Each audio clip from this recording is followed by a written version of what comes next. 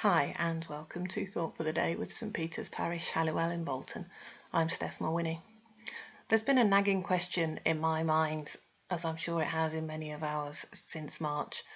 Why is God allowing this global pandemic? I was chatting this over with one of my sisters a couple of months ago, and she said that she found the book of Revelation, the last book in the Bible, really helpful. It's a book that I've always found it really difficult to understand, so I've taken a bit of time to read and study it. What you find in the book of Revelation is a world very like ours, where bad things are happening to all sorts of different people indiscriminately. But it also sets that in the context of pulling back the curtain and revealing to us God enthroned on high, sometimes in such glory that it's virtually indescribable. If you try and draw a picture based on what John says, it just doesn't add up because there's so much there. But always also there's the picture of the Lamb on the throne, the Lamb who was sacrificed, representing Jesus' sacrificial death on the cross.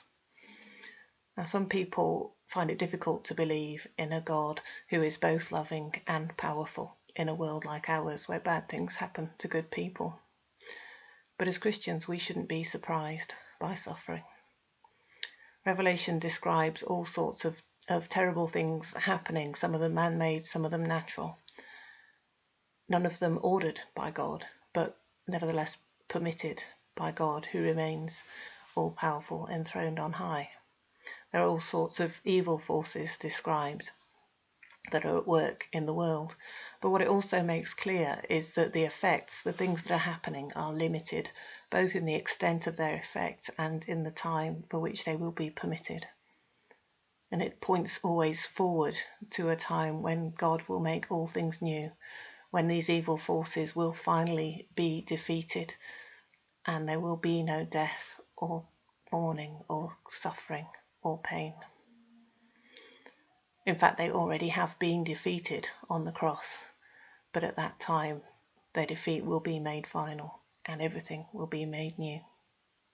So we're living in this in-between time when the victory is certain but has not yet been made clear and suffering continues.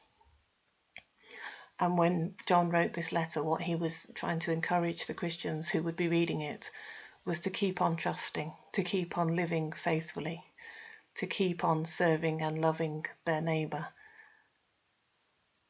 to keep on bearing whatever it is that life throws at them.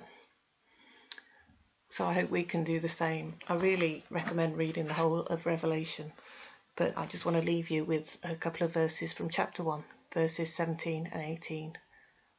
When I saw him, which is the Son of Man, or Jesus, I fell at his feet as though dead. But he placed his right hand on me, saying, "Do not be afraid. I am the first and the last, and the living one. I was dead, and see, I am alive forever and ever, and I have the keys of death and of Hades."